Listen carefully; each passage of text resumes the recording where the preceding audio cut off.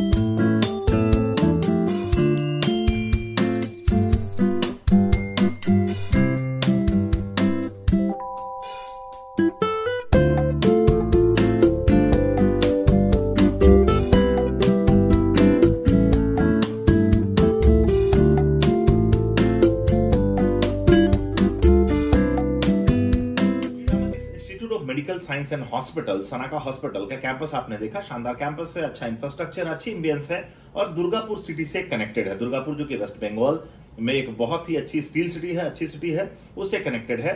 College जो है Malana Dighi waste Bengal Durgapur में स्टैब्लिश है। अगर हम कॉलेज की बात करें तो कॉलेज स्टैब्लिश हुआ था 2015 में, जो कि एनएमसी अप्रूव्ड है और एफिलिएटेड है West Bengal university of health sciences से। लेकिन 2019 में फाइनली मेडिकल कॉलेज जो है वो सामने आई और इनको अप्रूवल बिना एनएमसी के द्वारा अभी फिलहाल कॉलेज में 200 सीट्स के साथ मेडिकल कॉलेज रन कर रहा है। लास्ट ईयर तक इस कॉलेज को 150 सीट मिली हुई थी, लेकिन आखिरी में 50 सीट्स और इस कॉलेज में ऐड हो गए और पिछले साल भी 200 सीट्स के ऊपर में कॉलेज ने अपना एडमिशन लिया है। इस साल फिलहाल शुरू से ही उनके पास 200 सीट्स होंगी और 200 सीट के ऊपर में काउंसलिंग प्रक्रिया में वो जाएंगे। अगर हम कॉलेज के इंफ्रास्ट्रक्चर की बात करें तो लगभग 900 बेडेड हॉस्पिटल इनके पास है। इसके अलावा कैंसर हॉस्पिटल इन्होंने बनाया है जो कि डेडिकेटेड है कैंसर हॉस्पिटल रिसर्च सेंटर के लिए, जहां पे 40 से ज्यादा इमरजेंसी बेड है, 9 मेजर ऑपरेशन थिएटर है, एक मेजर इमरजेंसी ऑपरेशन थिएटर है, एक माइनर ऑपरेशन थिएटर है और 2 लेबर रूम है। तो अगर हम देखें तो अभी फिलहाल दुर्गापुर में डेडिकेटेड कैंसर हॉस्पिटल जो है वो सनाका ट्रस्ट के पास ही है। तो इंफ्रास्ट्रक्चर वाइज और कॉलेज वाइज भी अच्छा है। फर्स्ट टाइम अगर हम लोग देखें तो ईस्टर्न इंडिया में digital 160 slice PC CT for radiotherapy जो है कैंसर ट्रीटमेंट यहां पे हो रहा है। First time in rest of Bengal variant Halcyon 3.0 linear accelerator for radiotherapy cancer treatment भी यहां पे अवेलेबल है। अवार्डेड है कॉलेज 2023 में pioneer in medical education 2023 by ABP के द्वारा। अवार्डेड है excellence in service education and health care 2022 by News 18 के द्वारा। तो अगर हम देखिए कॉलेजेस को बहुत सारे रिकॉग्निशन मिली हुई, इंफ्रास्ट्रक्चर अच्छा है और कॉलेज जो है हॉस्पिटल से कनेक्टेड है, सिटी से कनेक्टेड है। क्योंकि दुर्गापुर ऐसे भी मेडिकल फैसिलिटी में अगर देखें तो रिच सिटी है, अच्छी सिटी है, तो यहाँ पे आप एडमिशन के लिए सोच सकते हैं। अगर फीस की बात करें तो जैसे बाकी जगहों पे हम लोग देखते हैं कि वेस्ट बंगाल के सारे कॉलेजेस में स्टेट कोटा जो है, मैनेजमेंट कोटा, एनआरआई कोटे में सीट्स जो है वो डिवाइडेड है। यहाँ पे भी सेम कैटेगरी है। कॉलेजेस जो है वो 9 सेमेस्टर में टोटल फीस आपकी चार्ज करती है और लगभग 33% सीट जो है वो स्टेट कोटा में वेस्ट बंगाल डोमिसाइल के बच्चों के लिए रिजर्व है, जिसकी फीस काफी कम होती है। टोटल फीस जो होती है वो 24,66,000 2,74,000 रुपए सेमेस्टर फीस होती है। 9 सेमेस्टर की टोटल 24,99,000 फीस बनती है। 50,000 एडमिशन चार्ज है, 10,000 कॉशन डिपॉजिट है। स्पोर्ट्स एंड कल्चरल फीस की बात करें तो वन टाइम 25,000 लगता है और टोटल फीस की अगर हम लोग बात करें तो 25,51,000 रुपए की फीस आपको यहाँ पे पे करनी पड़ती है। अगर आपका अलॉटमेंट इस कॉलेज में आ जाता है तो 2 सेमेस्टर की फीस 5,48,000 के साथ 50,000 एडमिशन चार्ज, 10,000 कॉशन डिपॉजिट और 25,000 रुपए का जो स्पोर्ट्स एंड कल्चरल फीस है ये डिपॉजिट करके आप यहाँ पे एडमिशन ले सकते हैं। लेकिन यहाँ पे ट्विस्ट है कि इसके अलावा अगर आप एडमिशन के लिए प्लान कर रहे हैं तो आपको एडमिशन के समय में आपको पीडीसी चेक जो होगा वो कॉलेज की वेबसाइट पे दिया हुआ है। पीडीसी चेक आपको जमा करना पड़ता है कॉलेज में, या फिर आपको बॉन्ड और बैंक गारंटी भी देनी पड़ती है।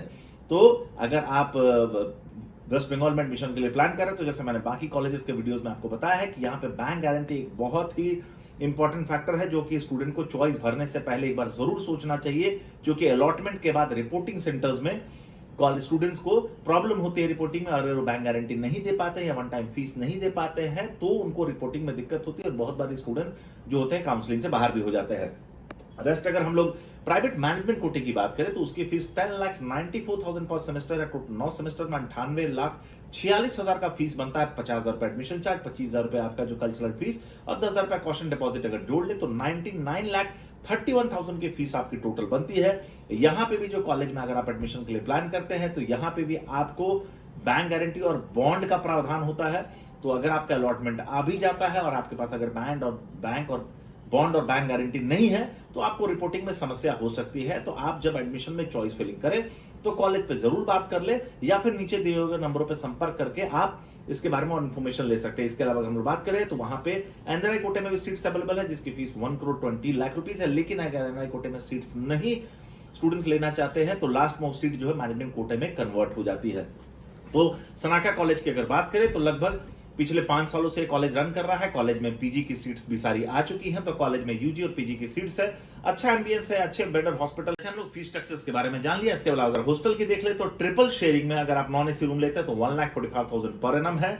ट्रिपल शेयरिंग में अगर आप एसी रूम लेते हैं तो 2,20,000 पर एनम है। ट्विन शेयरिंग में अगर आप एसी रूम लेते हैं तो 3 लाख रुपए पर एनम है। और फूडिंग जो है वो दैट इज 90,000 पर एनम।